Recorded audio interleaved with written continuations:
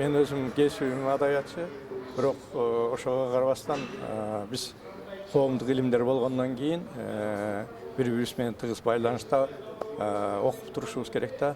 Тарыхка баардыгыбыз кызыгабыз.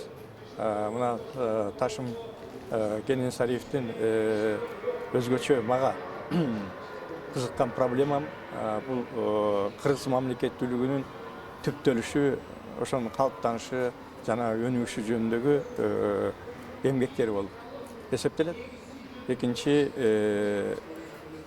мынакей биздин тарыхыбызда негизги окуялар бар да. Мисалы үчүн Кокон хандыгы мезгили, же болбосо Андижан окуясы, же болбосо 1916 жыл окуялары. Мына ошолорго карата эме Ташым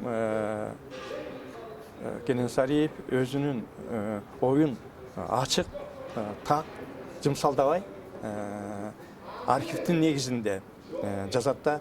Кийинки мезгилдер көбүнчө тарыхчылар бул божомол менен жазат, бир жомок кылып жазышат, публистикалык багытта жазат. Бирок бул киши академиялык стилде жазат. Анткени тарых деген бул так болуш керек, ал бурмаланбаш керек. Мен ушул эмелерди бүгүнкү жарык көргөн эмгектеринде да ошолор камтылган экен да. Анан негизинен Ташым Кененсариев ошол илимпоз окумуштуу дегенге 3 критериясына толук жооп берет да. Бул биринчи, илимпоз деген бул эме болуш керек, эмгеги болуш керек, илимий эмгеги болуш керек. Популярный дагы эмес, накта академиялык пландагы эмгектер болуш керек. Экинчи, анын шакирттери болуш керек. Мына илимий мектеп болуш керек. Мына 30 жакын илимий мектеби пайда болгон экен да.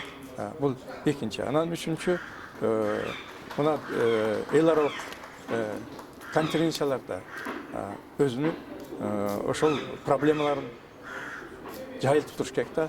Анан бул киши дүйнөнүн бир топ мамлекеттеринде ошол өзүнүн конференциясын докладын окуп турат да.